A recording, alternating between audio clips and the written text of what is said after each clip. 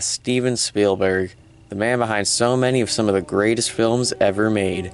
Jurassic Park, Raiders of the Lost Ark, Schindler's List, Saving Private Ryan, the list just goes on. But among these great movies, one has remained overlooked since the year 1971. It was the very first film that started Steven Allen Spielberg's career. That film?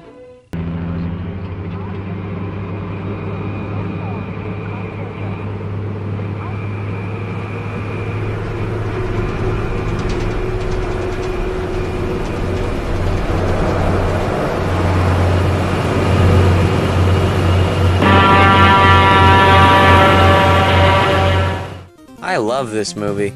What starts as a made-for-TV tale of a middle-aged man overtaking some random truck quickly becomes a deadly fight for his life as he attempts to escape this evil truck. Despite the borderline stupid plot for this movie, it ends up being an entertaining 70s blockbuster with awesome effects, ultra-tense chases, and a banger performance from Dennis Weaver, who is carrying this entire movie on his shoulders. And you know what? I like this movie better than Jaws.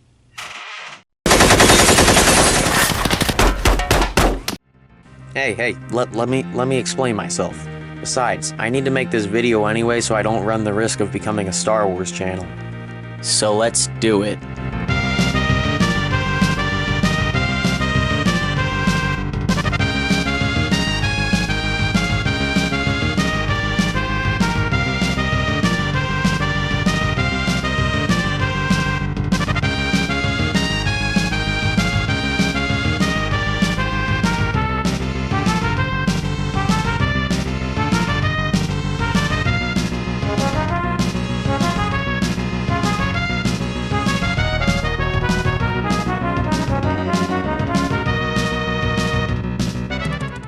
The movie begins with a very, almost awkwardly long first-person sequence of the main character driving through city roads and highways while he listens to public radio.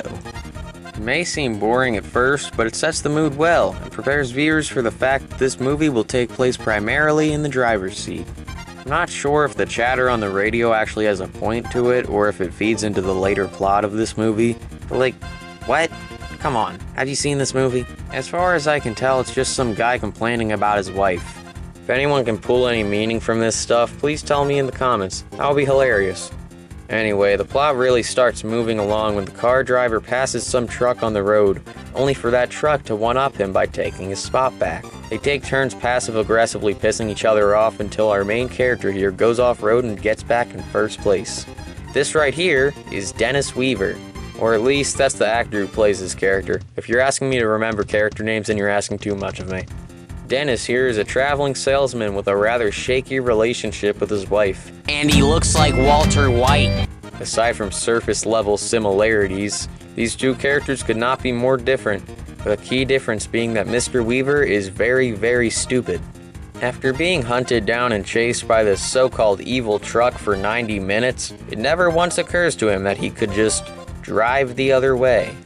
I mean, he's trying to get to a business meeting, but the damn truck is trying to kill you, Dennis. What's more important?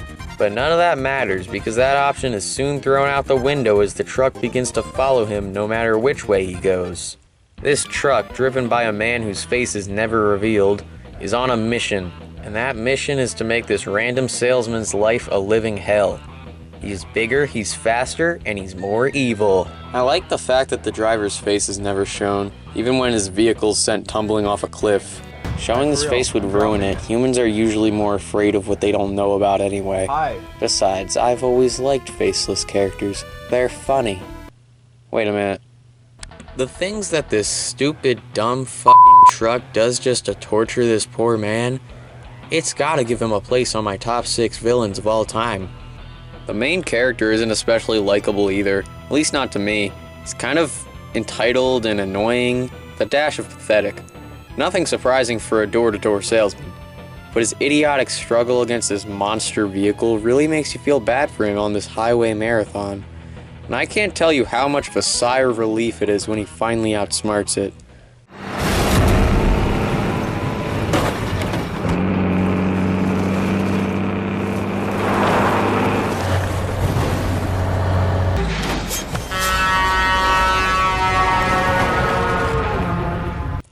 And it's not like this entire movie is just a really long car chase, though a live chase takes up this film's runtime.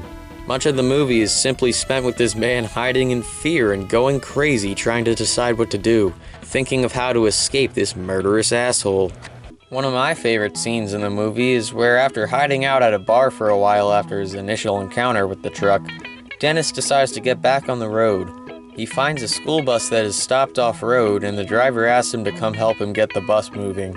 Dennis tries to warn him about the truck, but being the asshole that all fictional bus drivers are, he assumes he's crazy. But, despite being ruthlessly bullied by a minimum wage worker and a bunch of 4th graders, he tries to use his car for good and push the bus back onto the road. He tries to do it as fast as he can so he can make up some time while driving. But as he struggles to push the bus forward, you'll never guess whose dumb ass decides to show his ugly mug. Anyway, instead of running the car off the road, which he absolutely could, he decides to pull the biggest dick move possible by pushing the bus back onto the road himself, making Dennis fear for his life, only to humiliate him at the last second. There's stuff like this all over the movie, and it makes you want to see this damn truck burn. Now wait just a minute. All right, now think. Okay, he's in here.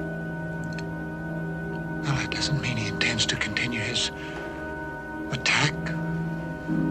It is lunchtime, and Chuck's Cafe may be the only place to eat for miles around. He probably eats here all the time. He was just moving too fast before, and he had to slow down, turn around, that's all. That's all. This is the greatest character in all of fiction. Something that kind of confused me, though, was why they labeled the back of the truck flammable. And they show it so many times like it's supposed to be important, despite it never affecting the plot at all. It's like, this could have been the perfect setup for how Dennis eventually defeats the truck driver, but they never go for that. It's alright though, because the eventual defeat of the truck is still very satisfying, even being used without permission in an episode of the Hulk TV show that was running at the time. The production of this movie is really interesting to me. According to Spielberg himself, they filmed the entire thing in 12 days. The studio wanted them to film it in 10. The studio had also insisted that they film it on an indoor soundstage, but Spielberg refused as he thought that would look fake. And so the production moved to filming on location. He definitely made the right decision, because I think that for the time, this is a very good looking movie. They wouldn't have been able to have all these awesome shots if they did film it inside. A lot of the fear of the truck comes from the way they shot it, and he definitely knew that. Even though Steven Spielberg has made much better movies, the thought and effort that went into this one are commendable. If anyone else had directed this movie, I doubt I'd be making a video about it. It's really interesting to look into his early career, but Duel is much more than that in my opinion. It's a marathon of intense, action-packed psychological horror, and it did all this while being just a TV movie. I think it deserves more attention. If you like angry bus drivers and killer trucks, give this movie a watch. Or don't. Your choice. So guys, did I convince you that this movie is better than Jaws? Ah!